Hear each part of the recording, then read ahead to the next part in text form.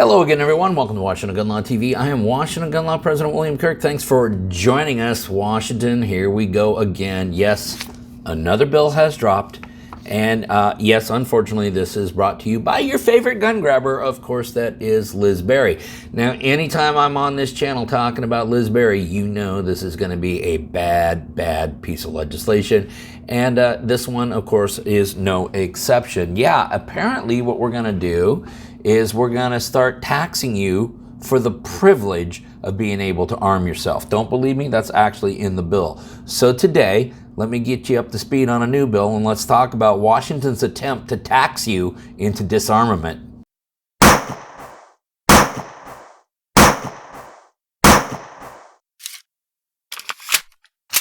Okay, hey, before we get rolling too far down the road we're going down, proud to announce that this video is being sponsored by, well, Washington Gun Law and the Conservative Ladies of Washington. Why is that? Well, because on Saturday, February 3rd, we're going to be doing a live event from 6 to 7. It's going to be a YouTube live event, but we're going to have a live audience there at Security Gun Club. We got a bunch of guests coming by to join us. We're going to do a 1-hour live session, then we're all going to kind of head on over to a watering hole and continue our happy hour over a couple of beverages. So, if you got time, please come on by Security Gun Club. That is Saturday, February 3rd from 6 to 7. And then we'll be heading to a little local watering hole right afterwards. We'll spend the next hour, geeking out about things and commiserating. So join us Saturday, February 3rd, 6 to 7 at Security Gun Club, brought to you by Washington Gun Law and the Conservative Ladies of Washington. Okay, Washington, this is what we're talking about today. We are talking about House Bill 2238, sponsored by Representatives Ty and Berry. Oh boy, oh God, it's a Liz Berry.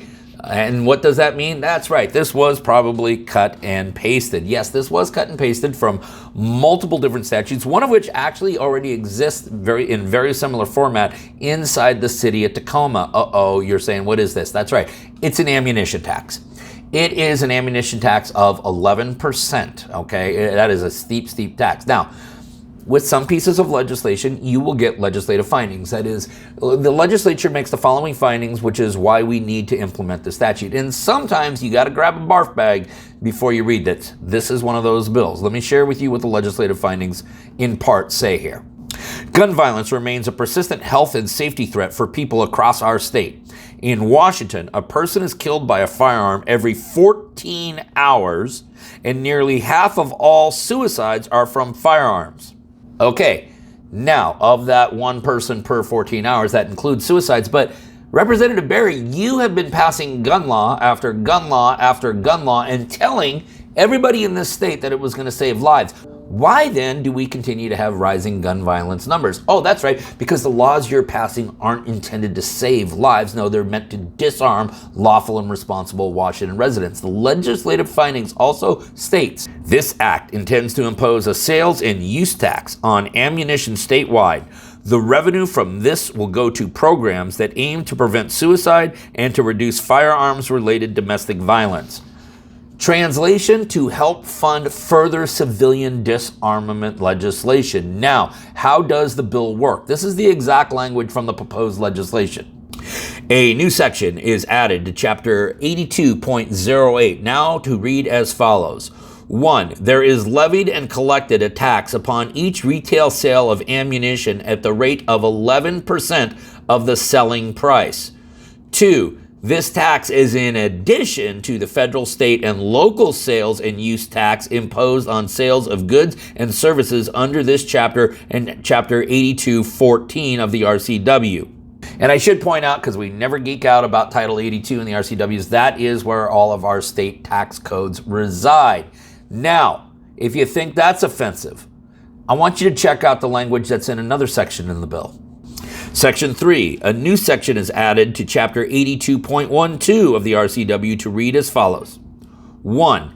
A use tax is levied on every person in this state for the privilege of using ammunition as a consumer at the rate of 11% of the selling price.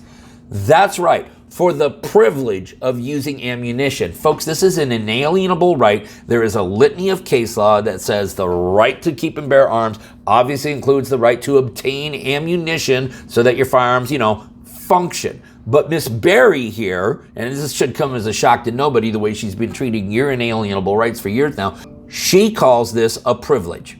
And then, of course, in the same section, we also find out this tax is in addition to the federal, state, and local sales tax imposed on the sales of goods and services under this chapter and Chapter 82.14 of the RCW.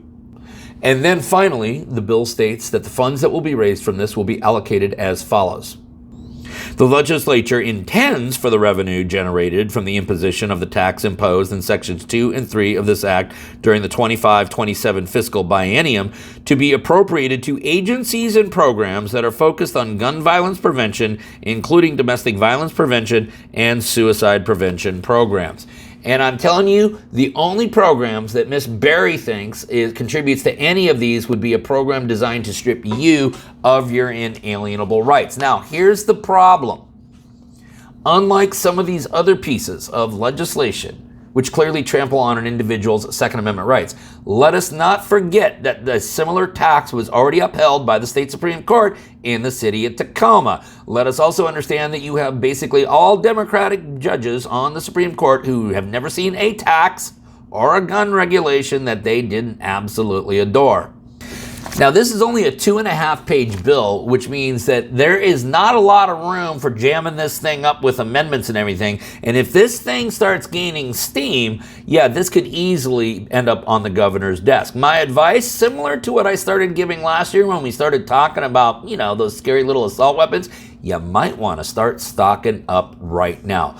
The bill, once again, is House Bill 2238. We will link up this atrocious piece of civilian disarmament legislation down below so that you can geek on it for yourself.